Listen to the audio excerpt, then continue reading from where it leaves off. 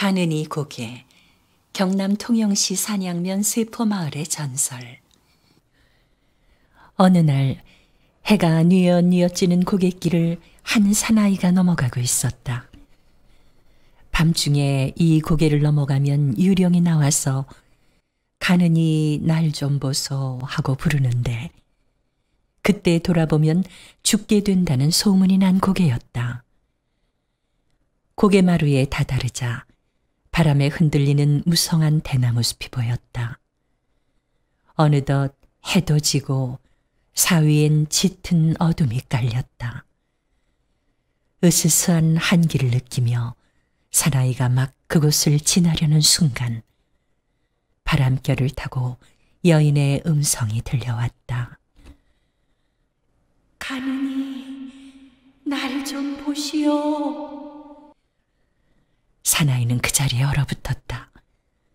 누가 뒤에서 잡아당기기라도 하는 듯 발을 떼어놓을 수가 없었다.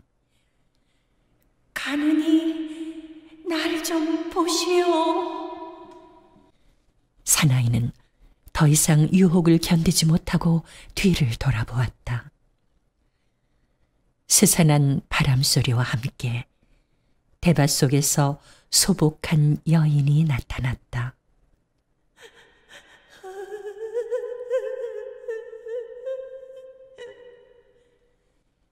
여인은 소름 끼치는 신음소리를 흘리며 바람처럼 다가왔다. 사나이는 단전에 기를 모아 혼미해지는 정신을 가까스로 수습하고 호통을 쳤다. 그대는 누구인가? 귀신인가? 사람인가? 쇠뇌 구천을 방황하는 넋이옵니다. 여인은 사나이 앞에 엎드려 구슬피 울기 시작했다. 단장을 애는 듯한 원귀의 울음소리는 사나이의 마음을 사정없이 흔들어 놓았다. 무슨 원이 그토록 깊기에 죄 없는 길손에게 해코지를 해왔는가? 다만 도움을 구하려 했을 뿐 사람을 해칠 생각은 전혀 없었습니다. 원기는 흐느끼며 자신의 사연을 털어놓기 시작했다. 감골댁으로 불리던 그녀는 이 고갯마루의 외딴 집에서 나무꾼인 남편과 더불어 비록 가난하지만 행복하게 살았고, 슬아에는 어린 아들이 있었다. 그런데 남편이 그만 아랫마을 주막집 작부에게 홀려서 집안일을 돌보지 않게 되었다. 감골댁은 아이를 등에 업고 날품을 팔고 삭바느질을 하며 어렵사리 생계를 이어가며 남편의 마음이 돌아서기만을 기다렸다. 그러나 빗나간 사랑에 눈이 먼 남편은 술집 작부를 부인으로 맞이하기 위해 감골댁을 쫓아내려고 하였다. 남편으로부터 모진 학대와 매질을 당하면서도 그녀가 가정을 지키기 위해 필사적으로 버티자 이성을 잃은 남편은 그녀를 목졸라 살해한 후 이곳 대밭에 묻어놓고 술집 작부와 함께 아이를 데리고 타지로 떠나버렸다. 원귀의 하소연을 들은 사나이는 의분을 감출 수가 없었다. 사실 그는 민정을 살피러 나온 암행여사였다. 그토록 억울한 죽음을 당했다니 그 원한이 오죽하겠는가? 소원이 있으면 무엇이든 말해보라. 내 그대의 한을 풀어주겠노라. 저의 시신이 대밭에 묻혀있는 까닭에 대나무 뿌리가 온 몸을 감고 있어 견딜 수가 없습니다. 부디 제 시신을 찾아내 양지 바른 곳에 묻어주소서. 어찌 소원이 그뿐이겠느냐? 너를 죽인 남편을 찾아내 원수를 갚아주마. 원기는 고개를 저었다. 아무리 미워도 지아비인데 어찌 복수를 바라겠습니까? 그럴 수는 없습니다. 그럼 너를 죽이라고 사주한 술집 작부는 어떠하냐? 그 계집을 잡아들여 엄벌에 처하면 내 원한이 풀리겠느냐? 원규는 다시 한번 고개를 저었다. 지금 그 사람이 내 아들을 키워주고 있는데 어찌 그녀가 잘못되길 바라겠습니까? 다만 제 시신을 양지 바른 곳에 묻어주길 바랄 뿐이옵니다.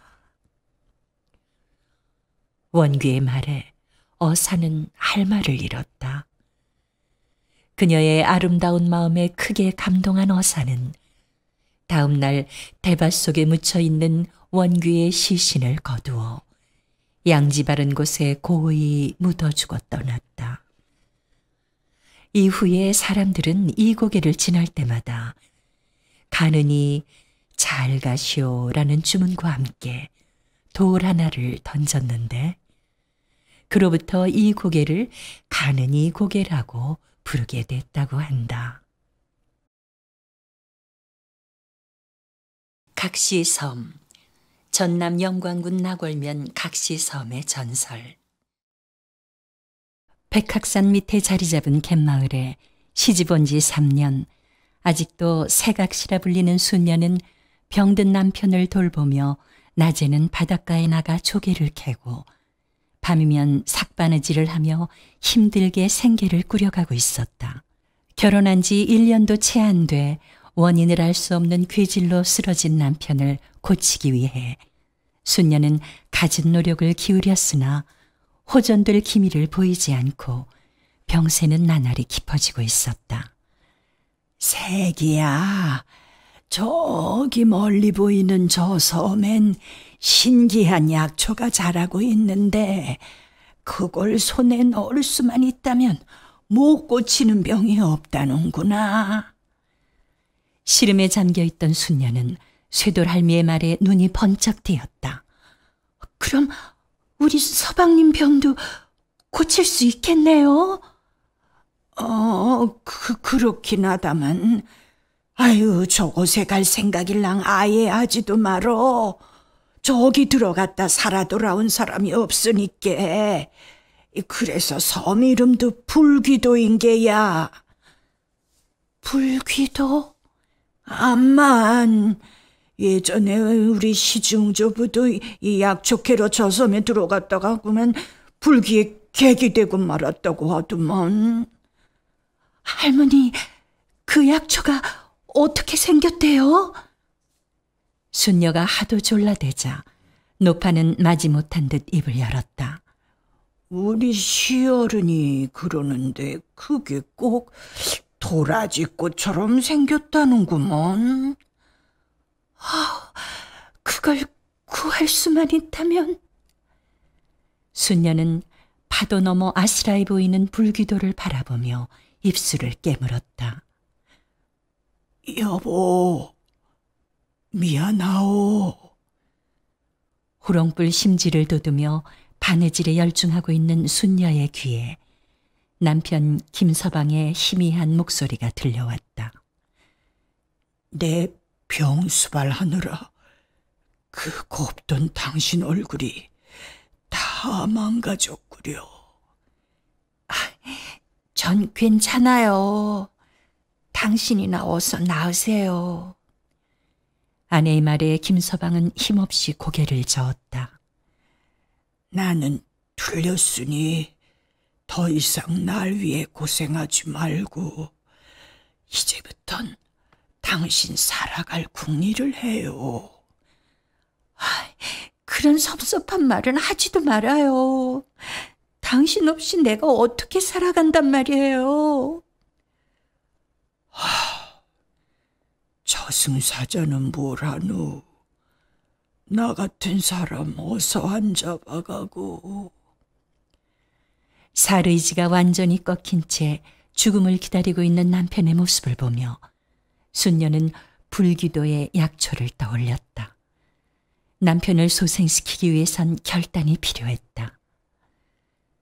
다음 날 동이 트기 전 순녀는 남편의 머리맡에 사흘 동안 먹을 미음을 챙겨두고 길 떠날 채비를 했다. 잠든 남편의 모습을 바라보며 이것이 마지막일지도 모른다고 생각하니 발길이 떨어지질 않았다. 그때 자는 줄 알았던 남편의 손이 치맛자락을 잡았다. 어디 가시오? 당신 약 구하러 가는 거예요. 사흘 안에 꼭 돌아올 테니까 머리맡에 이 미음 잊지 말고 챙겨 드셔야 돼요. 당신이 선녀가 돼 하늘로 올라가는 꿈을 꾸었소. 날 두고 가지 마시오. 어린아이처럼 보채는 남편을 달래놓고 돌아서는 순녀의 눈에 눈물이 고였다. 칠산 앞바다에 배를 띄운 순녀는 남편을 살리겠다는 일념으로 노를 저었다. 배가 섬 해안에 닿자 순녀는 약초를 찾아 섬 구석구석을 샅샅이 뒤지기 시작했다. 해질 무렵까지 배고픔도 잊은 채 숲속을 헤매던 순녀는 무성한 숲을 사이로 신비롭게 피어있는 한 송이 꽃을 보았다. 보라색 도라지꽃을 닮았어. 틀림없는 선약이야. 순녀는 감격에 떨며 조심조심 약초를 캐기 시작했다. 그 순간 스르륵 스르륵 숲을 헤치며 사방에서 구렁이들이 기어나오기 시작했다. 순녀가 약초 캐기에 정신이 팔려있는 사이 아가리를 벌리고 다가간 구렁이 한 마리가 날카로운 송곳니로 순녀의 발을 깨물었다. 고통스런 비명과 함께 순녀는 쓰러졌다. 몽롱한 의식 속에서도 약초를 꼭 움켜쥐었다. 속히 남편에게 가야만 했다.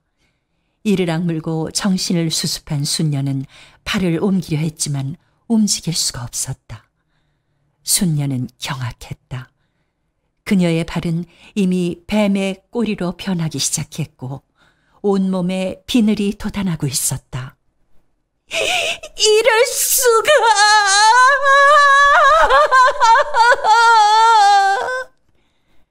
울부짖던 순녀는 이윽고 한 마리의 구렁이로 변해 약초를 물고 기어가기 시작했다. 칠산 바다의 험한 파도 속을 헤엄쳐간 구렁이는 백항마을 순녀의 집으로 기어갔다. 그러나 순녀를 애타게 기다리던 김서방은 이미 싸늘한 시체로 변해 있었다. 여보! 여보!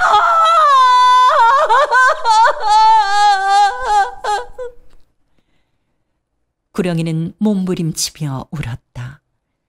하늘도 우는 듯 번개가 치고 장대비가 쏟아졌다.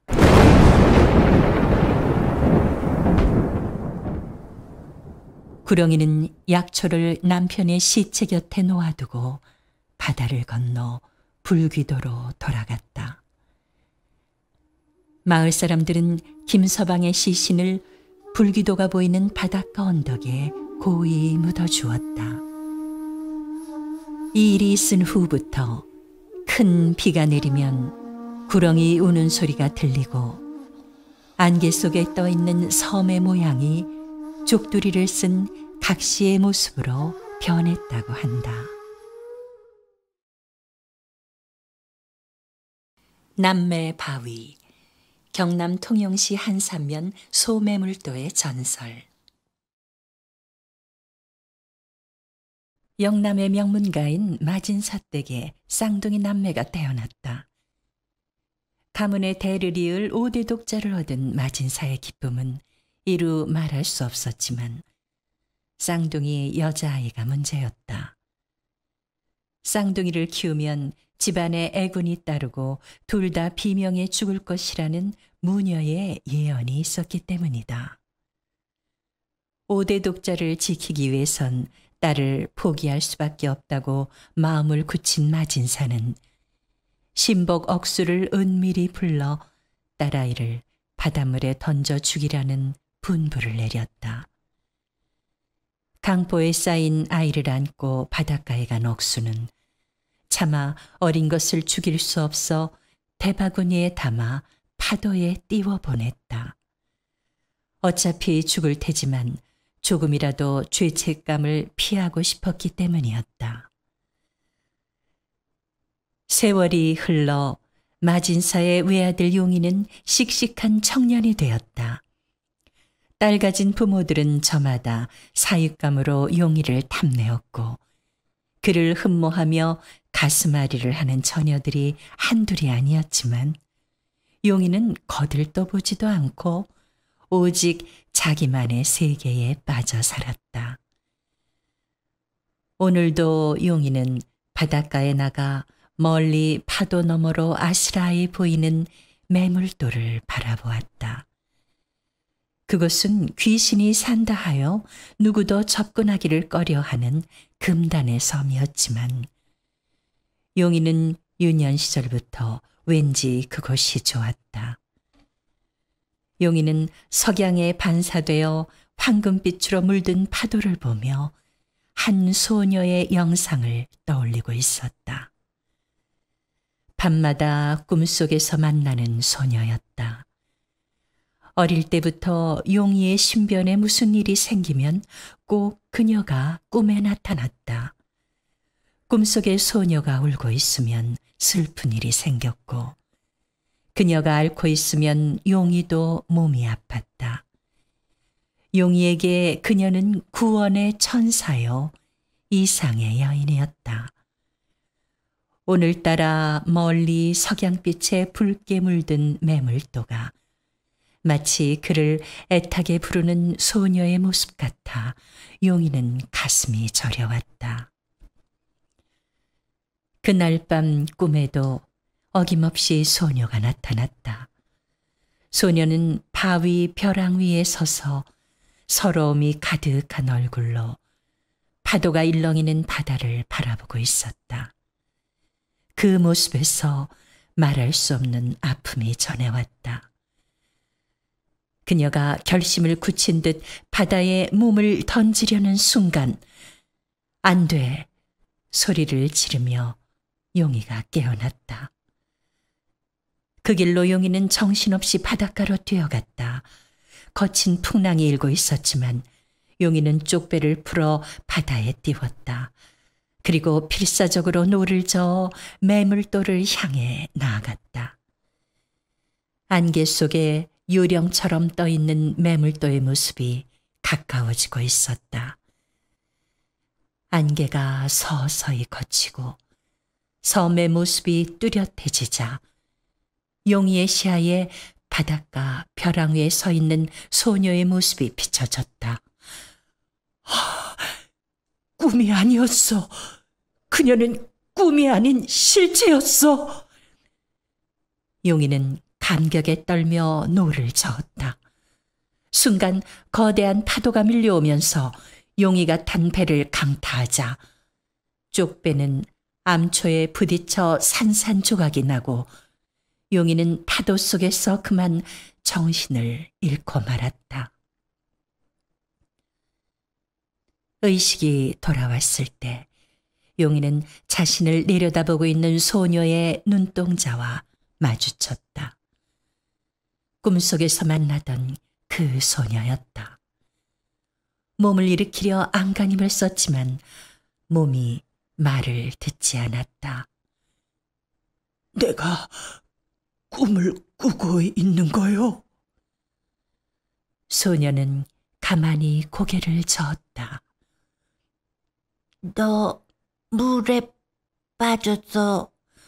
내가 건졌어.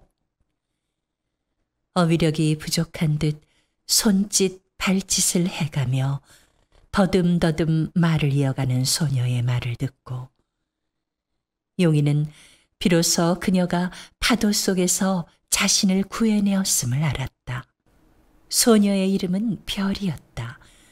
얼마 전까지만 해도 할아버지와 둘이 살았는데 이제는 할아버지가 세상을 떠나고 혼자 남았다고 했다. 세상이 싫어 매물도에 숨어 살던 노인은 파도에 실려온 갓난아기를 발견하고 하늘에서 떨어진 아이라 하여 별이라 이름지었다. 용이가 별이를 만난 것은 숙명이었다. 둘은 잃었던 반쪽을 비로소 찾은 듯 서로에게 끌리는 감정을 억제할 수 없었다. 서로 얼굴만 마주보고 있어도 행복했다. 별이는 용이를 위해 깊은 바다 밑까지 잠수해 전복을 땄고 작사를 들고 바닷속을 누비며 고기를 잡았다. 너무 깊이 잠수해 죽을 고비도 겪었고 때론 상어의 공격을 받기도 했지만 별이는 개의치 않았다. 그런 별이의 극진한 보살핌으로 용이의 건강은 나날이 회복돼 가고 있었다. 그런 어느 날 고기잡이 나갔다 돌아오던 별이는 집안에서 사람들이 몰려나오고 있는 것을 보고 황급하게 몸을 숨겼다. 일단의 사람들에 의해 단가에 실린 용이가 끌려 나오고 있었다. 마진사 일행들이 들이닥쳤던 것이다. 용이는 죽어도 가지 않겠노라며 버텼지만 녹이 등등한 아버지와 하인들을 당해낼 수는 없었다. 별아! 절규하며 끌려가는 용이를 보며 별이는 바위 뒤에 몸을 숨긴 채 눈물을 삼켰다. 일행이 배를 타고 섬을 떠나자 별이는 바위 벼랑으로 달려가 용이가 탄 배가 노을진 바다 너머로 아득히 사라질 때까지 하염없이 바라보았다. 용이를 데려온 마진사의 충격은 컸다. 더구나 죽은 줄 알고 있던 딸이 살아있음을 알게 된 마진사는 무녀의 예언을 떠올리고 불길한 마음을 지울 수 없었다. 무슨 수를 써서라도 가문의 대를 이어갈 5대 독자 용이를 지켜야만 했다. 마진사는 용이를 집안에 가두고 하인들에게 엄중히 지키도록 하는 한편 매물도로 은밀히 암살자를 보내 별이를 죽이라고 지시했다. 하지만 하인 억수는 마진사 몰래 용이에게 이 사실을 알렸다. 과거 핏덩이 아이를 바다에 떠내려 보낸 일로 큰 죄책감을 느끼고 있던 그는 이번에도 그 아이가 죽는 것을 방관할 수는 없다고 생각한 것이다. 억수는 용이를 쪽배에 태워 매물도로 보내며 속히 별이를 구해 마진사의 손길이 미치지 않는 곳에서 살라고 당부했다. 용이는 필사적으로 노를 저었다. 암살자들이 쫓아오기 전에 별이를 구해야만 했다. 해안에 도착한 용이는 있는 힘을 다해 별이의 오두막을 향해 달렸다. 별이야! 목매에도 그리던 용이의 외침 소리를 듣고 별이도 달려나왔다. 마주 달려온 용이와 별이는 누가 먼저랄 것도 없이 힘껏 껴안았다. 바로 그때였다. 천지를 진동하는 뇌성과 함께 두 사람 위로 벼락이 떨어졌다. 명멸하는 번개 불빛 속에서 화염에 휩싸인 채 두 사람의 몸은 서서히 굳어져 갔다. 별이야! 한동이 바위로 변해 해안으로 굴러가는 별이를 보며 붙잡으려 안간힘을 쓰던 용이의 몸도 어느새 바위로 굳어져 그 자리에 얼어붙고 말았다. 오누이는 그렇게 바위가 되어 천년 세월의 풍상 속에서도 변함없이 마주보며 서로를 그리워하고 있다. 60곡의 충북 음성군 금왕읍 유경리의 전설. 여보시오, 그 고개를 넘어가면 안 돼요. 허겁지겁 산고개를 올라가려던 젊은이를 주막집의 주인이 불러 세웠다. 왜 안 된다는 겁니까? 난 갈 길이 급하단 말이에요. 아유, 저곳은 60명이 모이지 않으면 못 넘어가는 고개라네. 어제도 한 사람이 저 고개를 넘다가 그만 호랑이 밥이 되고 말았다네. 예? 호랑이라고요? 아유, 예서 기다리다가 나중에 장군들이 몰려오거든 그때 같이 넘어가시구랴. 주모가 거들고 나서자 길소는 어쩔 수 없다는 듯 주막집 쪽마루에 걸터 앉았다. 얼마 후 읍내에 보름장을 보러 갔던 장군들이 하나 둘씩 주막집으로 몰려들기 시작했다. 아유, 여보게들 목이 컬컬한데 막걸리 한 잔씩 하고들 가세나. 장군들이 평상에 우르르 자리를 잡고 앉자 주모는 바쁘게 술을 날랐다. 이보게 주모, 이 사람들 가지고는 죄를 넘지 못하겠소? 예, 예순 사람이 꼭 차야 합니다. 조금만 더 기다려주세요. 참나, 아유, 꼭 60을 채워야 한다니. 그게 무슨 조화속이란 말이야? 제길, 그놈의 호랑이 속을 누가 알겠나? 아이고, 우리 술이나 마시며 기다리자고. 장군들은 왁자하니 떠들며 막걸리 사발을 들렸다. 그러나 해그름이 가깝도록 모인 사람은 58명밖에 되지 않았다.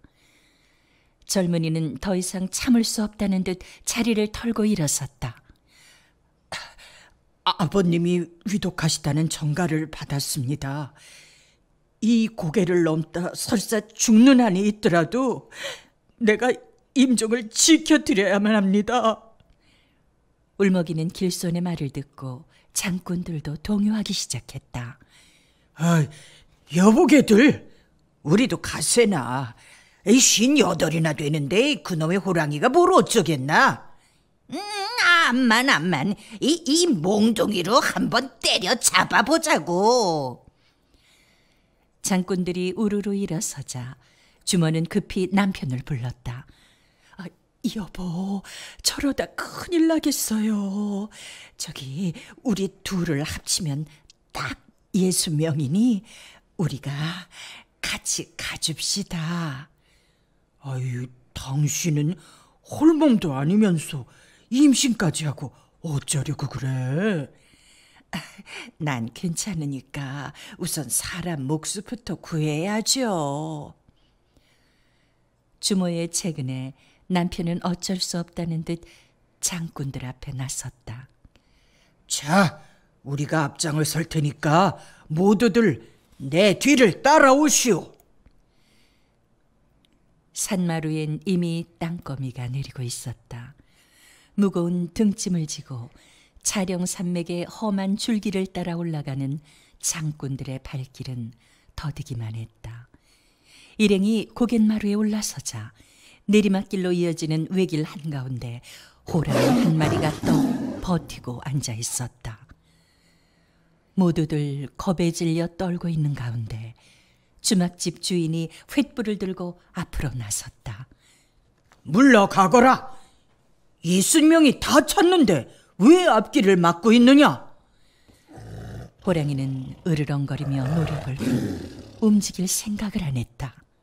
여러분, 안심하고 나를 따르시오. 우리가 지나가면 호랑이도 길을 비켜줄 것이오. 주막집 주인은 떨고 있는 사람들을 안심시키며 조심조심 한 발 한 발 호랑이 앞으로 다가갔다.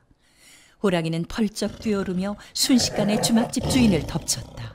눈 깜짝할 사이에 벌어진 일이었다. 여보! 남편이 변을 당하는 걸 본 주모는 넋을 잃고 쓰러졌다. 피투성이가 돼 버둥거리는 주막집 주인을 입에문 호랑이가 이글거리는 눈으로 사람들을 쏘아보자 아이고, 산신령님, 제발 살려주십시오. 죽을 죄를 저질렀습니다. 제발 노여움을 풀어주십시오. 혼비백산한 사람들은 길바닥에 엎드려 손이 발이 되도록 빌었다. 그때 악에 바친 주모가 호랑이 앞으로 달려나가며 울부짖었다. 이놈아, 나도 죽여라! 이외의 사태에 호랑이도 놀란 듯 움찔하며 물고 있던 주막 주인을 땅에 내동댕이 쳤다. 피투성이가 된 채 나뒹구는 남편의 시신을 본 주모의 눈이 광기로 번득였다. 이 못된 짐승아, 나도 잡아먹어라. 어서! 남편이 떨어뜨린 횃불을 들고 미친 듯 달려드는 주모의 서슬푸른 기세에 호랑이는 주춤 뒤로 물러서기 시작했다. 이놈아, 어딜 가느냐? 나까지 잡아먹고 가거라!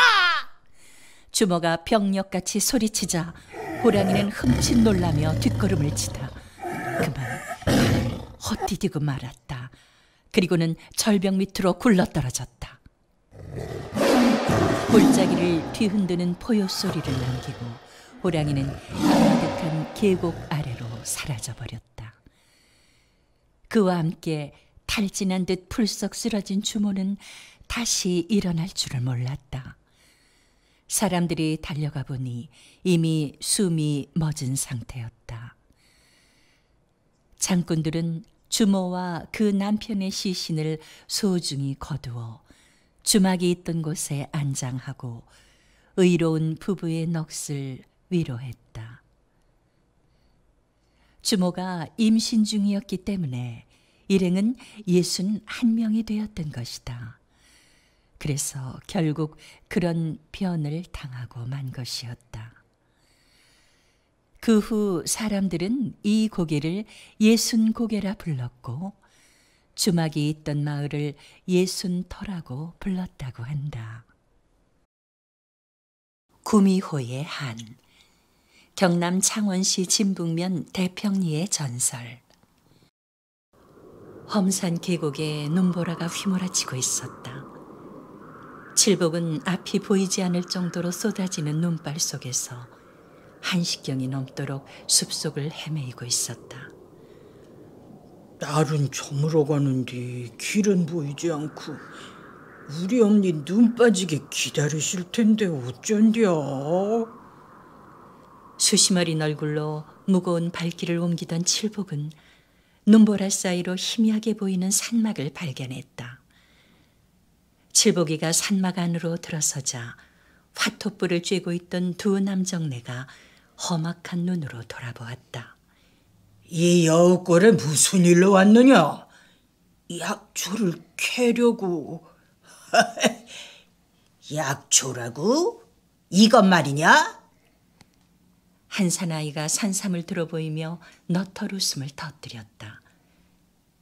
300년 묵은 산삼이란다. 만병통치약이지. 천량을 내놓는다면 당장 너에게 넘기마. 천량? 우리 같은 전문 신만이도 구하기 힘든 귀물을 너 같은 애송이가? 애송아, 여기 구미호가 출몰한다는 소문도 못 들었느냐? 사람 간 파먹는다는 그 구미호요? 어이, 그놈 참 겁도 없이 혼자 여우꼴에 들어오다니. 애송아, 오늘 밤 그 유물이 나타난다면 단칼에 처치할 테니 안심하고 자거라. 눈보라 속에 밤이 깊어가고 있었다. 한밤중에 터져나온 비명소리를 듣고 눈을 뜬 칠복은 소스라칠 듯 놀랐다. 10만이들의 간을 파먹은 구미호가 칠복을 노리고 다가오고 있었다. 살려주세요. 날카로운 송곳니로 목을 물어뜯으려던 구미호가 문득 멈추었다. 이곳에 왜 왔지? 우리 엄니 병 고칠 약초를 구하러. 효자로구나.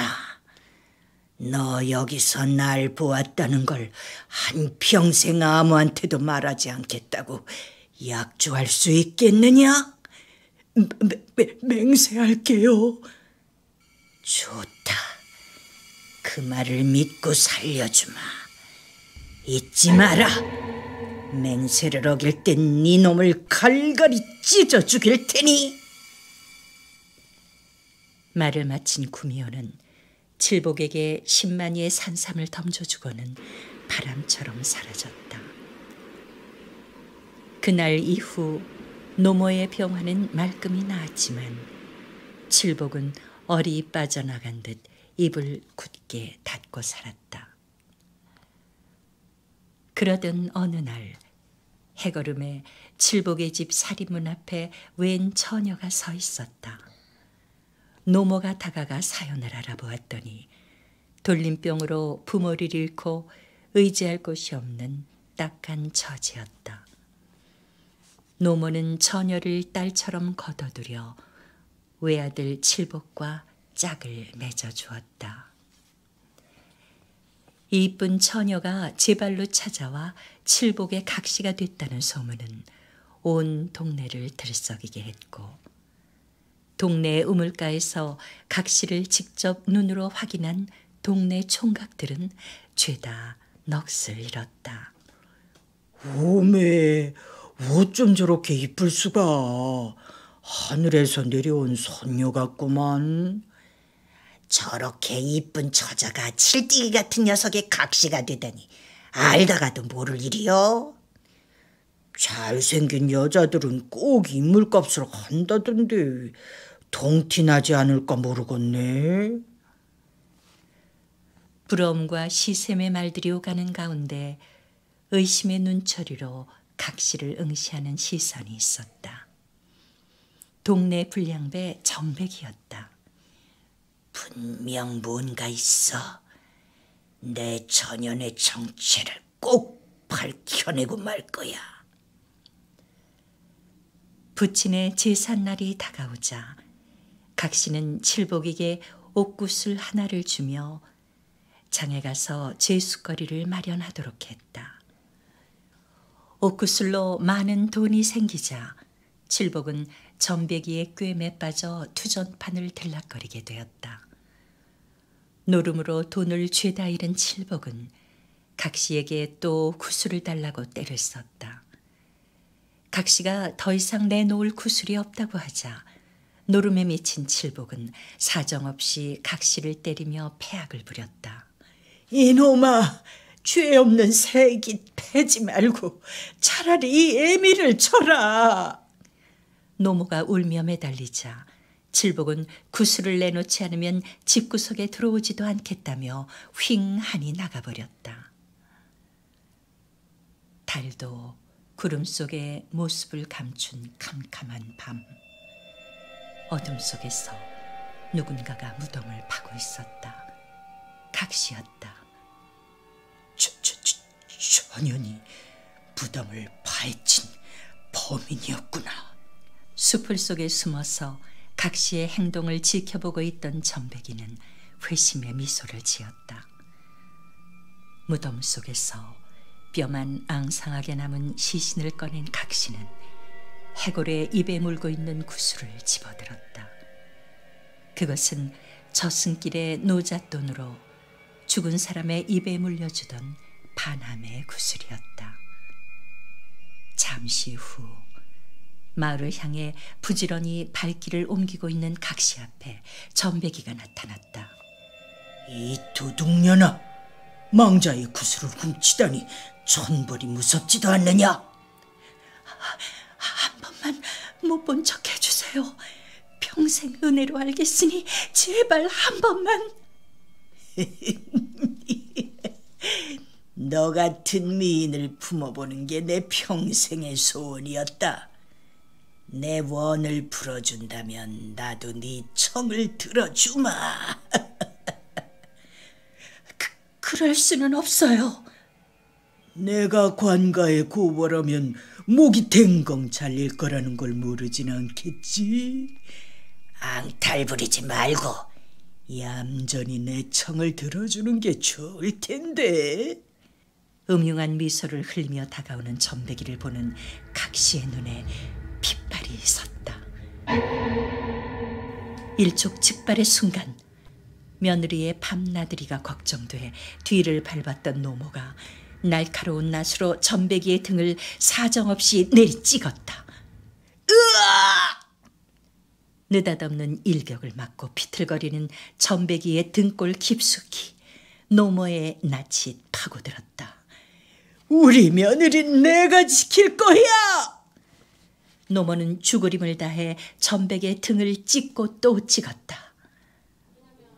동이 틀 무렵 동구 밖에 전배기의 시신을 끌어다 놓은 노모는 마을이 떠나가도록 고래고래 소리를 질렀다. 동네 사람들아, 내가 살인을 했소. 우리 며느리에게 욕을 베이려던 천하의 불안당을 내가 죽였소. 노모의 목신 외침은 탈진에 쓰러질 때까지 계속됐다. 등에 낫이 박힌 채 죽은 끔찍한 시체를 보고 웅성거리던 사람들도 노파의 절규를 듣고 난 후 불안당 전배기는 응당 받을 죄를 받은 것이라며 노파와 각시를 이해하고 동정하는 쪽으로 여론이 모이기 시작했다. 그날 밤 노모는 기력을 다 소모한 듯 며느리의 손을 잡고 마지막 숨을 몰아쉬었다. 새끼야, 네가 요물이든 구미호든 누가 뭐라든 나는 너를 믿는단다. 저승에 가서도 내가 너를 지킬 것이야. 우리 칠복이를. 말을 채 마치지 못하고 노모가 숨을 거두자 각시는 목을 놓아 울었다. 3년의 세월이 흘렀다. 모친의 죽음 후 칠복이는 마음을 잡았고 부부 금슬도 좋아져 슬하에 예쁜 딸까지 두었다. 그해 겨울엔 눈이 유난히도 많이 내렸다. 아내에게 선물할 집신을 만들고 있던 칠복이 밖을 보며 무심코 중얼거렸다. 아이고야, 눈도 참 많이 두네. 곧 3년 전 그날같이 쏟아지는구먼. 그 말에 바느질하던 부인의 손길이 잠시 멈추었다. 엄니 약초 구하러 여우골에 갔던 날 눈은 쏟아지고 날은 저물고, 아이고 그날 밤에 구미호를 만났어. 아이고 지금 생각만 해도 소름이 끼치네. 여보, 구미호 알아? 꼬리 9개나 달린 백녀시. 칠복의 말을 듣고 있는 각시의 눈에 소리 없이 눈물이 흘렀다. 그 구미호가 송곳니를 드러내고 나를 노려보는, 아이고 무시라. 왠지 섬찟한 기운을 느끼고 각시를 돌아보던 칠복은 그대로 얼어붙고 말았다. 왜 약조를 깼어? 왜? 너는 여느 인간들과는 다를 줄 알았거늘. 각시 얼굴에서 핏발선 구미호의 눈을 본 칠복은 숨이 막혀 비명조차 지를 수가 없었다. 열흘만 참았으면 인간이 될 수 있었는데 내 천년 소원이 물거품이 되었구나. 내 믿음을 배반한 내 놈을 갈갈이 찢어 죽일 테다. 구미호로 변한 각시는 송곳니를 드러내며 칠복에게 다가왔다. 각시야, 살려줘요. 그 순간 구미호의 눈에 진한 눈물이 흘러내렸다. 더러운 게 정의로구나. 구미호는 탄식하며 자고 있던 아기를 품에 안고 휙 몸을 날려 방 밖으로 달려나갔다. 여보, 내가 잘못했어. 돌아와요.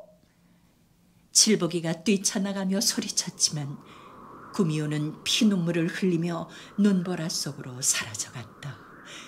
각시야! 절규하는 칠복의 울음소리만 텅 빈 마당에 메아리 치고 있었다.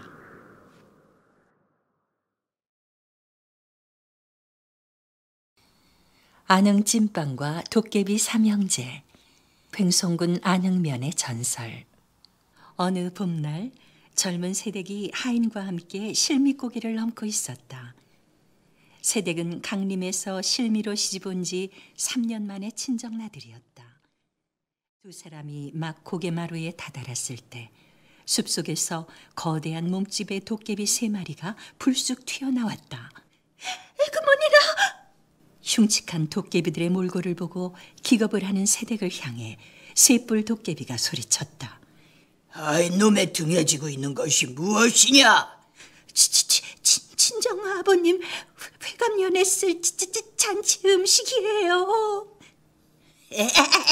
형님들, 안 그래도 배고프던 차에 먹을 게 저절로 굴러왔는데쇼.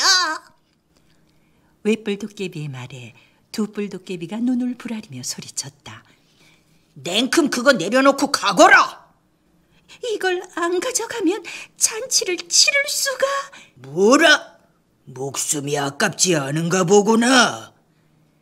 셋불 도깨비가 나서며 방망이를 내려치자 땅이 울리고 숲이 요동치며 나뭇잎이 우수수 떨어졌다.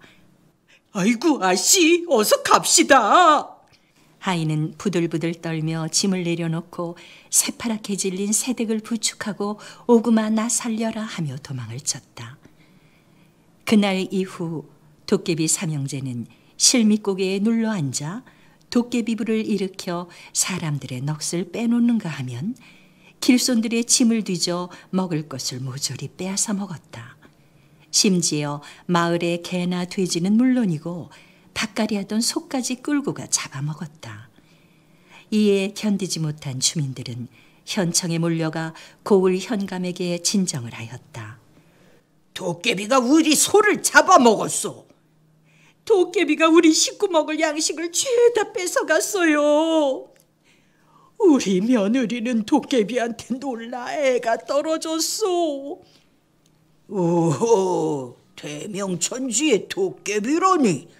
그런 허무맹랑한 소리를 하려고 정무에 바쁜 본관을 불러냈단 말이냐? 현감의 시큰둥한 태도에 참다 못한 촌장이 팔을 걷어붙이고 나섰다. 현감께서 대책을 세워주지 않으신다면 임금님께 진정을 하겠소이다.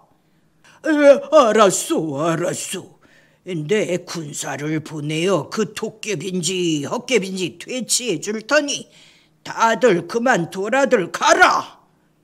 며칠 후 현감이 파견한 10여 명의 군사가 도깨비 토벌대랍시고 실미고개에 도착했지만 애시당초 도깨비들의 상대가 못 되는 오합지졸들이었다. 셋불 도깨비가 나서서 맨 앞에 선 군조를 집어들고 한 입에 삼켜버리자 기겁을 한 군사들은 엎어지고 자빠지며 도망치기에 바빴다. 관도 믿을 것이 못 된다고 판단한 촌장은 매화산 신선봉에 산다는 신령들에게 도움을 구하기 위해 길을 나섰다. 험준한 산마루를 굽이굽이 돌아 신선봉에 다다르니 노송 밑에 범상치 않은 두 노인이 앉아 바둑을 두고 있었다. 속세의 사람이 무슨 일로 이곳에 왔는가? 촌장은 신령들 앞에 넙죽 엎드렸다. 평화롭던 마을에 도깨비들이 출몰해 주민들을 괴롭히고 있습니다. 도깨비들을 퇴치할 방법을 알고 싶습니다. 도깨비라. 노인이 수염을 쓰다듬자 마주 앉아있던 노인이 입을 열었다. 도깨비들은 붉은 팥을 무서워하니 그놈들에게 팥을 먹이도록 하게. 팥을요? 그런데 도깨비들에게 어떻게 팥을 먹입니까요? 이 고얀 놈, 그것까지 가르쳐달란 말이냐? 그건 자네가 생각해보라고. 노인들은 역정을 내며 더 이상 상대하기 싫다는 듯 바둑판으로 시선을 돌렸다. 큰 숙제를 안고 산을 내려온 촌장은 도깨비에게 팥을 먹일 방법을 찾기 위해 백방으로 노력해 보았지만 누구도 이 난제를 푸는 사람이 없었다. 학문과 식견을 자랑하는 마을 훈장도 귀신 뺨칠 정도로 용하다는 무당도 답을 내놓지 못했다. 촌장의 고민은 깊어져 갔다. 아범아, 이리 와서 이것 좀 먹어보려무나. 노모가 부르는 소리를 듣고 부엌문을 열고 들어서는 촌장에게 어린아들이 떡을 내밀었다. 할머니가 만든 맛있는 떡이에요. 아버지도 잡숴보세요. 난생 처음 보는 떡이었다. 어머니, 이게 무슨 떡이에요? 떡 속에 팥소를 넣었더니 아이고 아이가 저렇게나 좋아하는구나. 팥소라고요? 촌장은 귀가 번쩍 뛰었다.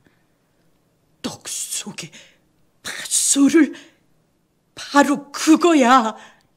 촌장은 무릎을 쳤다. 다음 날 아침 촌장은 속에 팥소를 넣은 떡 3광주리를 실미고개로 실어 날았다. 도깨비 나리들, 이 떡을 매일같이 바칠 테니 잡수시고 제발 마을 사람들이랑 괴롭히지 말아 주십시오. 촌장이 절을 하고 사라지자 숲속에 숨어서 지켜보고 있던 도깨비들이 튀어나와 광주리를 하나씩 차고 앉아 요란하게 떡을 먹기 시작했다. 형님들, 떡 속에 무엇이 들었기에 요렇게 맛있죠? 궁금한 듯 떡 속을 살펴보던 웹불 도깨비가 비명을 질렀다. 팥이다! 팥이라고? 두 뿔 도깨비도 파랗게 질려 부들부들 떨었다. 원통하구나. 인간을 믿는 게 아니었는데. 쇠뿔 도깨비가 탄식하며 울부짖자 다른 두 도깨비들도 일제히 울음을 터뜨렸다. 땅을 치며 통곡하던 도깨비 삼형제는 서서히 몸이 굳어지더니 이내 커다란 바위산으로 변하고 말았다. 그게 바로 안흥에 있는 삼형제봉이라고 하며 팥소를 넣어 만든 떡이 안흥 찐빵의 시초라고 한다.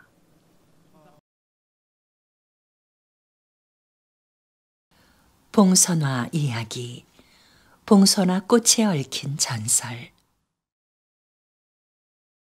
원나라 수도 심양의 밤하늘에도 보름달이 떴다. 저 달은 고려 궁궐에도 비치고 있으련만 이 몸은 언제 고국 땅을 밟아보나. 달을 바라보며 향수에 젖어 있던 고려 태자는 문득 바람결을 타고 들려오는 음악 소리에 귀를 기울였다. 흐르는 달빛 속에 끊일 듯 이어지는 애끓는 가락은 가야금의 선율이 분명했다. 태자는 홀린 듯 그 소리를 쫓아가기 시작했다. 어느 민가의 대문 앞에 걸음을 멈춘 태자는 발돋움을 하고 담장 안을 바라보았다. 태자의 시선에 창가에 앉아 가야금을 켜고 있는 여인의 모습이 들어왔다. 환한 달빛 속에 무화경에 빠져 연주하고 있는 여인의 모습이 너무도 매혹적이었다. 저토록 아름다울 수가. 태자의 입에서 여인에 대한 찬사인지 음악에 대한 찬사인지 모를 감탄사가 튀어나왔다.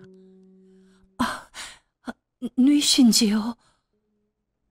음악에 도취돼 있던 태자는 여인의 음성을 듣고서야 비로소 연주가 끝났음을 알았다. 죄송하오. 이국 땅에서 고국의 음악을 들으니 나도 모르게 발길이. 그럼 혹시 고려에서 오셨는지요? 그렇소. 아니, 그대도 고려 사람? 여인은 고개를 끄덕이며 태자를 집 안으로 초대했다. 그녀의 이름은 봉선이었다.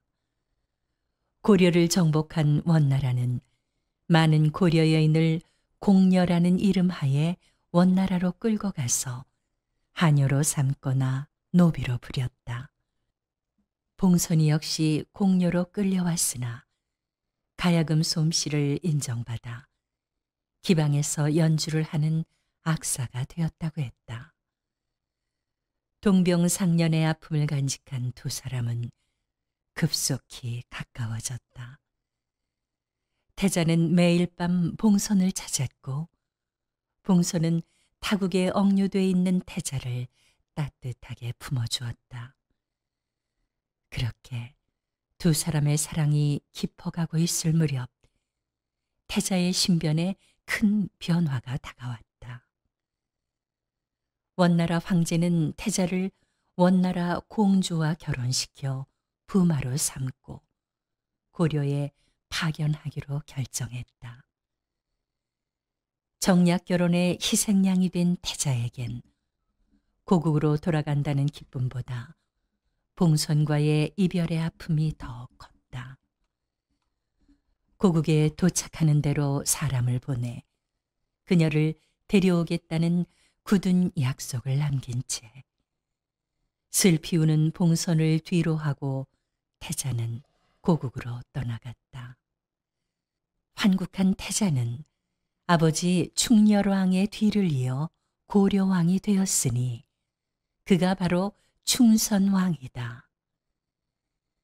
왕위 계승을 둘러싼 알력을 잠재우고 내정을 안정시키기에 급급했던 왕은 봉선과의 약속을 미루고 미루다가 그만 잊고 말았다. 그런 어느 날 밤 애끓는 가야금 소리에 잠이 깬 왕은 방문을 열고 밖을 내다보았다. 교교한 달빛을 타고 끊일 듯 이어지는 가야금 선율이 왕의 심금을 파고들었다.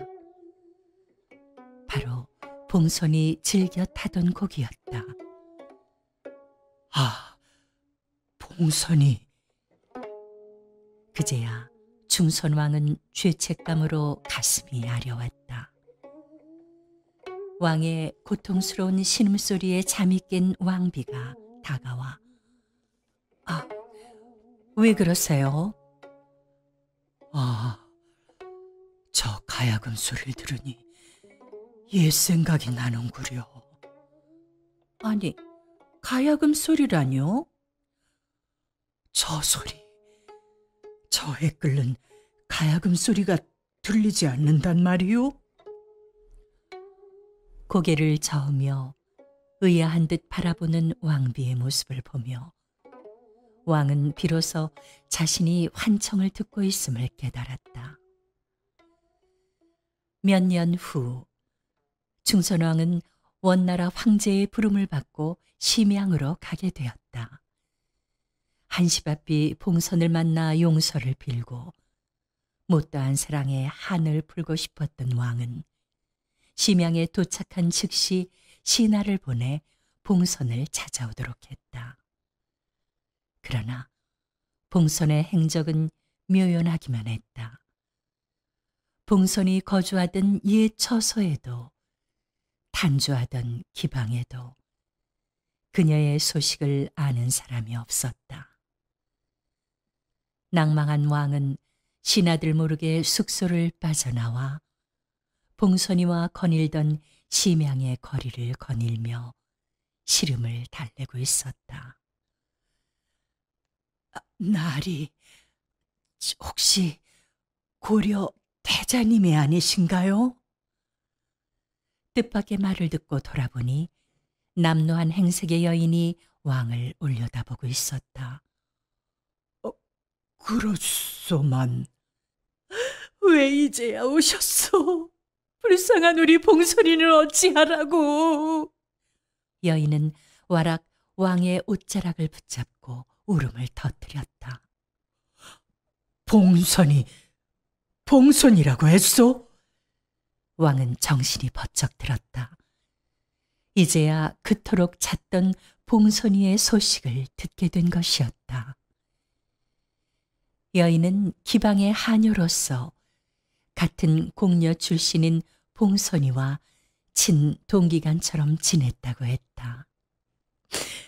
태자께서 떠난 후 봉선이는 자나깨나 본국에서 기밀이 오기를 기다렸죠. 그러나 태자님으로부터는 아무 소식이 없었죠. 봉선인 방 안에 틀어박혀 가야금만 켰어요. 기방에도 나오지 않고 침식도 잊은 채. 그런데 언제부턴가 밤낮 없이 들리던 가야금 소리가 멎고 말았죠. 쇠내가 찾아가 봤더니 봉선이는 가야금 위에 쓰러진 채 숨이 끊어져 있더군요. 얼마나 가야금을 탔던지 10손가락에 피를 철철 흘리며 쇠내가 시신을 거두어 가야금과 함께 묻어주었습니다. 아마 저승에서도 태자님을 그리워하며 가야금을 켜고 있는지. 왕은 비통함을 금할 수 없었다. 여인의 안내를 받으며 왕이 봉선의 무덤을 찾았을 때 그녀의 무덤가에 한떨기 꽃이 외롭게 피어 있었다. 가녀린 가지에 선홍빛 꽃을 달고 있는 애잔한 모습이 왕의 마음을 사로잡았다. 충선왕은 그 꽃을 봉선의 넋인 양 소중하게 간직하고 고국으로 돌아왔다. 그 후 사람들은 이 꽃을 봉선화라고 불렀으며 해마다 봉선화가 피면 여인들이 손톱에 꽃물을 들이면서 10손가락에 피를 흘리며 죽어간 봉선의 넋을 기린다고 한다.